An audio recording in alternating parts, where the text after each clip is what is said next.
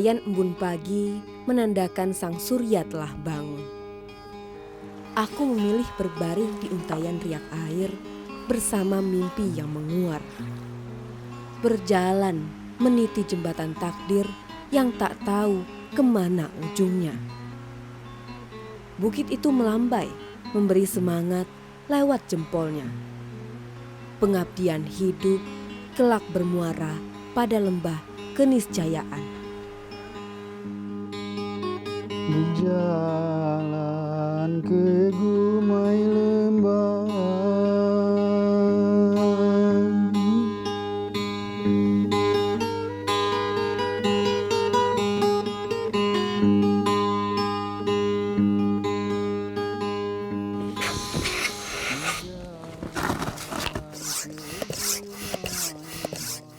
Keheningan pagi pecah, tak henti-hentinya Ian memompa ban dalam loader meski tidak satupun nampak kendaraan alat berat terparkir di rumahnya.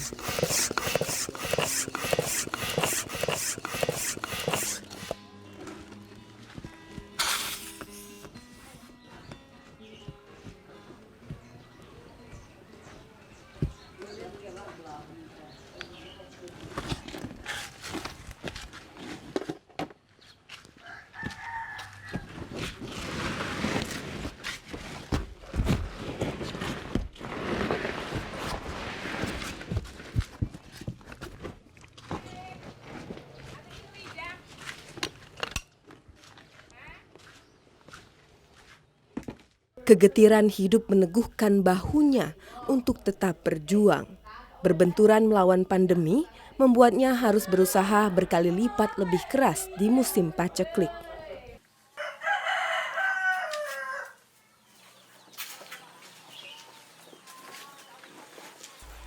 Ban ini kemudian dipikul di atas kepala, lalu kakinya melangkah menuju Sungai Lematang.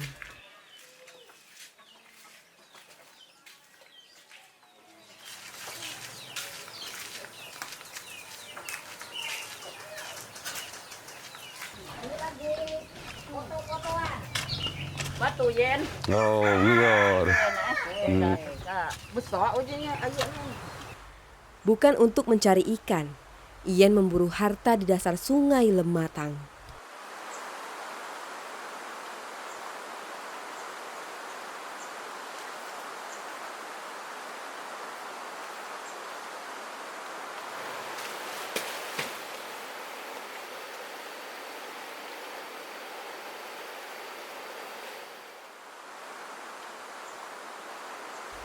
Kendati arus cukup deras, tanpa ragu, ia bergegas ke tengah sungai dan menyelupkan kepala hingga ke dasar sungai.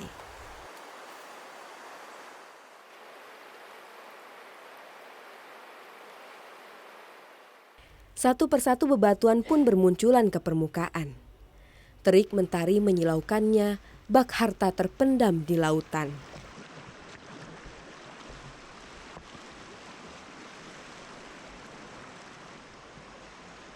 Inilah keseharian warga di Desa Jati, Kecamatan Pulau Pinang, Kabupaten Lahat.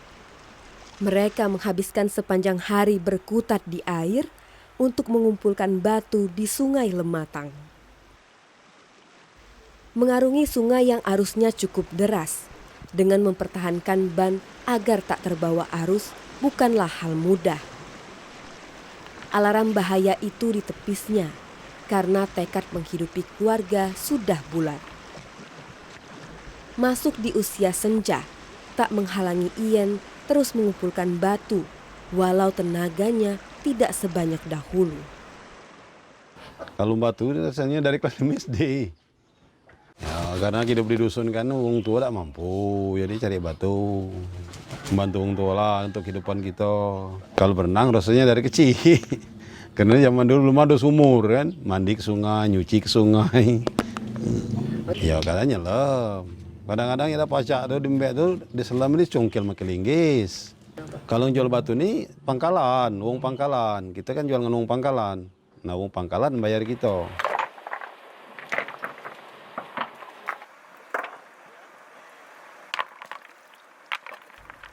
Perharinya, Ian hanya dapat membawa minimal 3 ban berisi batu ke pangkalan, atau setara 1 kubik. Nah, Kak Ian, hari ini tadi diangkut sekibik. Lumayan, jadilah. Hasilnya membatu hanya 70 hingga 115 ribu rupiah. Tentu jumlah ini tak seimbang dengan apa yang dipertaruhkannya. Tidak ada pilihan.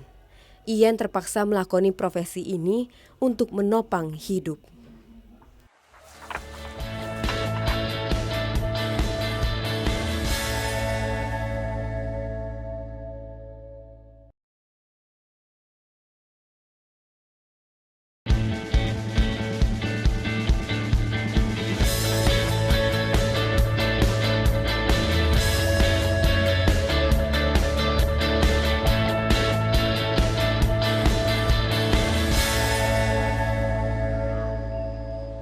Bukan li luan ngai lahan, bukan dek linjang nggak lintang, bukan di injek ngai kikim, bukan dek ribang nggak Palembang, bukan dek cinte nggak Jawa, jangan ragu dek kurang sebase, ngerti geritan cerita lama.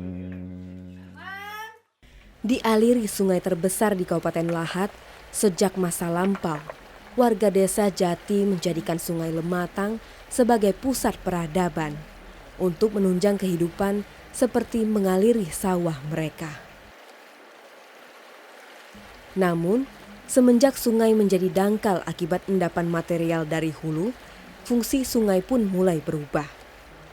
Siapa sangka, endapan material ini menjadi peluang bagi warga untuk mengumpulkan batu dan dijual hingga keluar desa. Konon, aktivitas mengumpulkan batu di Sungai Lematang sudah berlangsung sejak tahun 1920-an. Ketika pembangunan rumah dan tembok penahan mulai menggunakan bahan baku batu, yang sebelumnya berbahan kayu dan bambu. Di masa sebelumnya, tahun 1900-an, itu Belanda sudah masuk ke Lahat.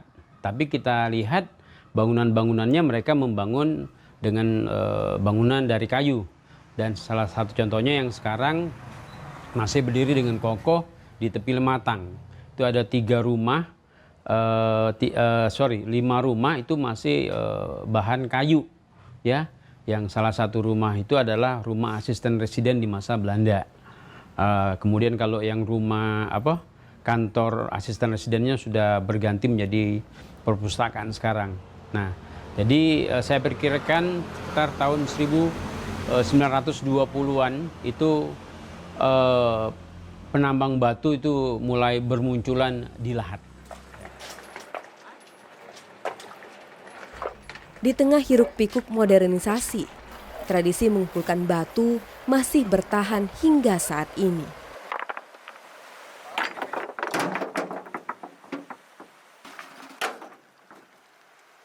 Bedanya, masyarakat mengumpulkan batu bukan untuk membangun rumah sendiri, melainkan untuk dijual guna mendapatkan uang.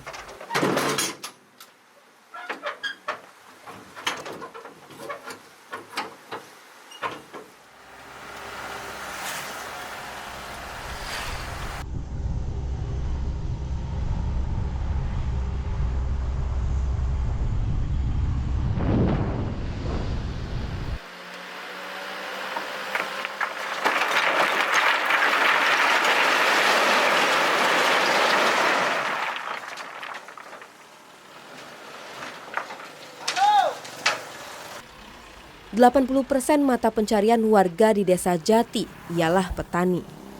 Mereka yang tetap menjalani profesi sebagai pengumpul batu merasa tak ada jalan lain. Sektor pertanian tak melulu menghasilkan keuntungan. Lagi pula, Ian tak memiliki sawah atau kebun untuk digarap.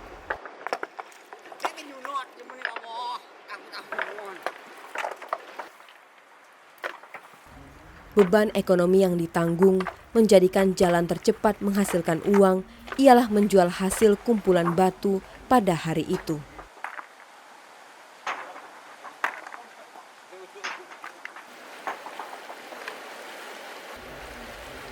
Semula pencari batu menggunakan perahu untuk mengumpulkan batu.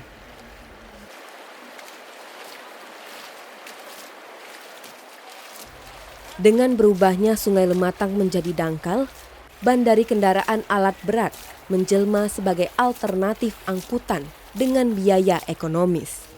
Nah kalau dulu zaman kami SD itu ngoral pakai lempiong. Nah kalau besar dikit perahu, pakai perahu. Tapi lah zaman tahun 93 nih lah pakai ban dalam pekiran sila gitu kan, yang pecah-pecah ditampali. Satu ban dalam loader bekas dirangkai tengahnya dengan ban luar hingga dapat menampung berkubik-kubik batu.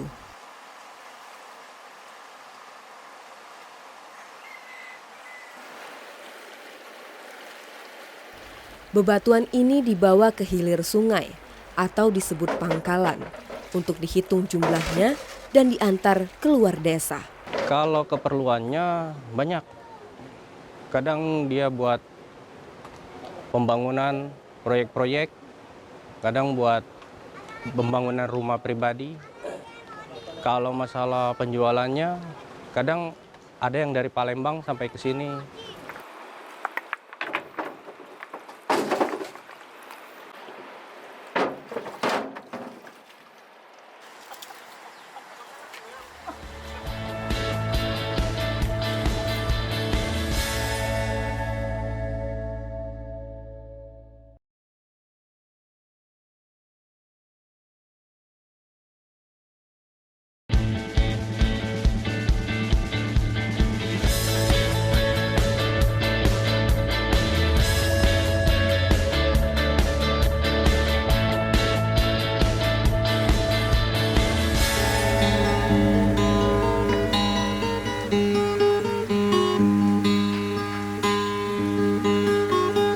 Berpesan gading banyak, gading banyak.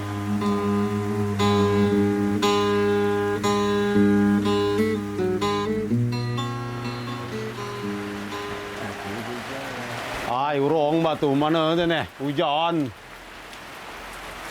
Yeay, urong batu hujan lagi nih. Ian bermuram durja pagi ini, beriringan dengan rintik hujan yang membasahi desa Jati.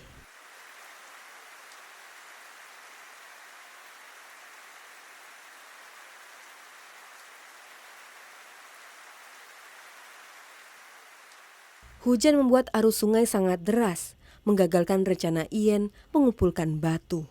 Kan hari hujan, nggak bisa pergi kan. Nah, tua dingin. Kalau hujan ya air besar, kadang-kadang pengunjungan, ampus gitu. Nggak bisa nangkepnya. Dingin lah, dia sanggup pergi, badan lah tua, dia gedang lagi, gitu kan.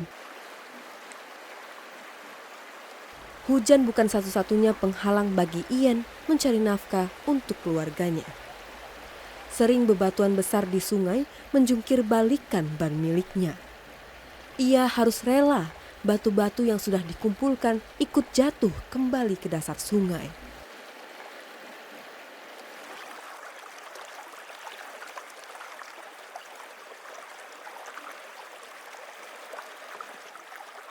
Kadang-kadang lah penuh, layong, nombor batu besar tu balik. Kadang-kadang lah penuh kesampailah, ban tu meletup, pesok. Teriknya matahari pun terkadang memecahkan ban yang tengah dipikul.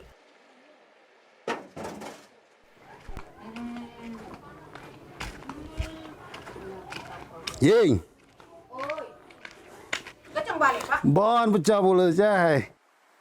Atau menghanyutkan sandal saat sedang berlayar di sungai.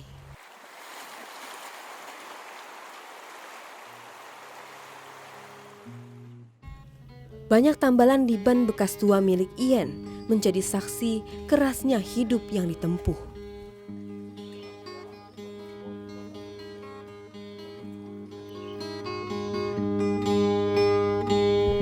Warga desa Jati dikenal masih kental menerapkan adat istiadat di kehidupan sehari-hari.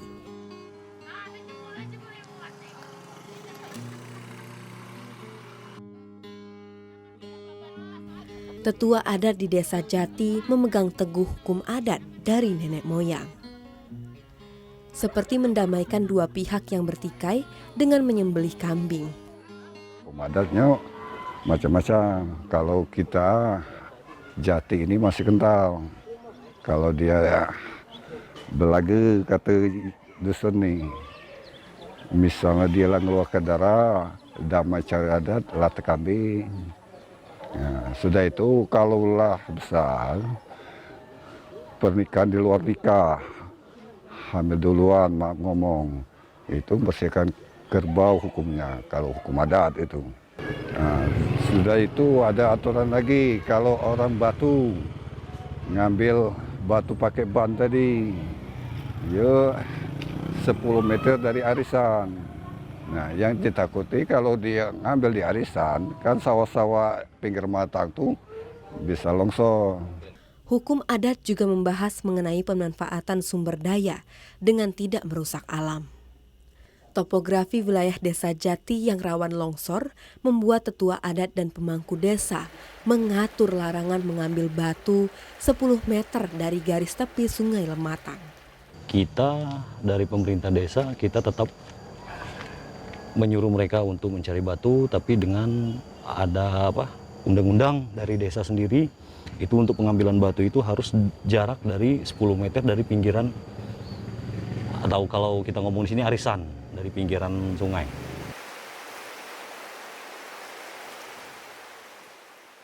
Ian terhimpit mematuhi larangan adat atau tidak mendapatkan batu. Hal ini memaksanya untuk mengarungi sungai lebih jauh agar mendapatkan batu lebih banyak.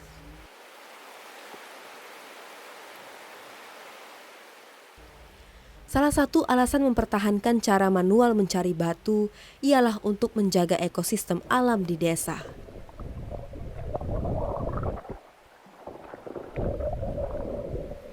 Ian hanya mengambil batu secukupnya, meski sangat mudah apabila dapat mencari batu dari tepian sungai.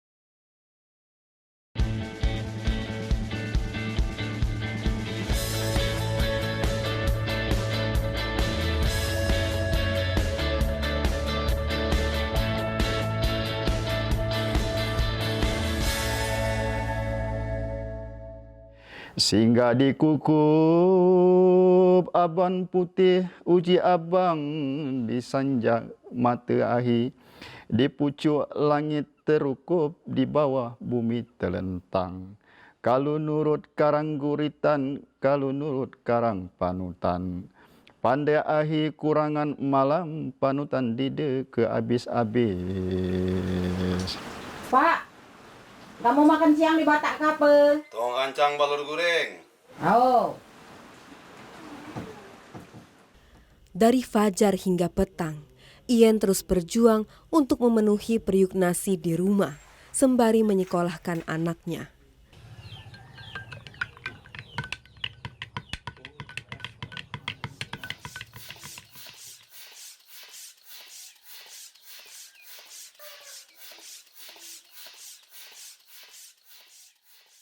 Ini gue nak baju.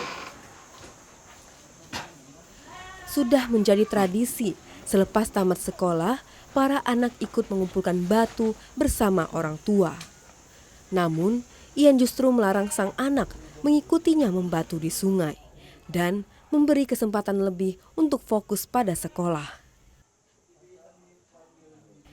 Karena hanya dapat menamatkan sekolah di jenjang SMP, sebuah cita yang tak dapat diwujudkannya dititipkan pada kelima anak dengan memberikan pendidikan terbaik. Sekolah cuma tamat SMP. Jadi batu itulah, begai-begai di PT sudah pernah tapi tidak kata ngakor perasaan aku kan. Begai bangunan sudah sering. Nah, batu ini alhamdulillah untuk hidup keluarga cukup, tapi tidak lebih kan. Adam itu anak aku kalau pacak jangan cak aku taman SMP, tidak taman SMA, pandang mulia ada kata duit. Nah, yang sekarang yang kelas 2 SMA tidak pernah kesuruh batu. Enggak pergi ke dasar itu. Bisa lah, mengingat nyebrang jalan tuh, jangan asal nyebrang, weh. Sering kali terlintas di pikiran untuk berhenti. Namun semangat juang Ien tidak padam ketika mengingat keluarganya. Apalagi anak bungsunya masih mengenyam pendidikan di sekolah dasar. Pak, makan dulu.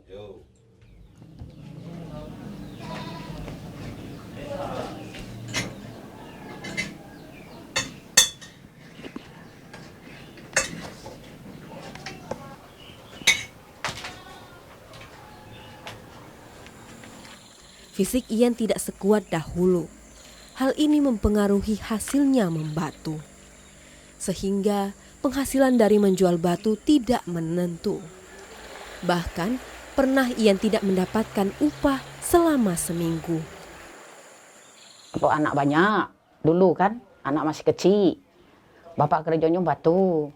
Kadang seminggu tidak boleh duit. Katik mobil kan. Nah kalau ini, itulah cari apa baik. Ini apa minjem dulu, cak itu. Lagi diangkut batu dibayar, cak itu. Nah samutan pangkalan tuh lah, minjem dulu kan. Itulah paling. Untuk makan sehari-hari. Untuk makan sehari-hari. Usaha seorang ayah ini terasa terbayar ketika 2 dari 5 orang anaknya telah bekerja dengan upah lebih layak dibandingkan dirinya.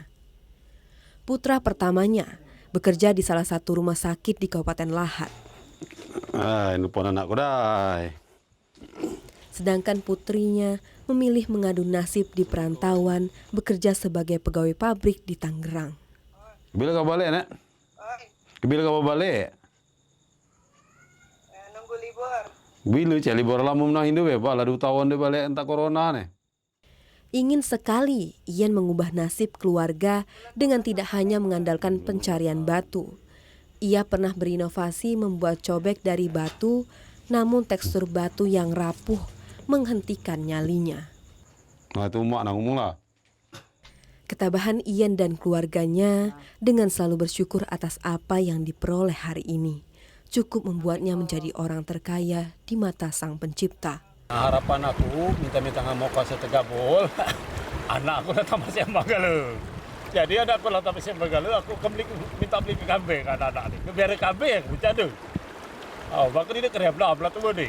Kelas saja. Di masa tuanya nanti, asanya anak-anak dapat mengangkat beban di pundak, sehingga Ien dapat menyandarkan ban dari mencari batu, meninggalkan sungai dengan semarak. Dan jadi nian, dan jadi nian.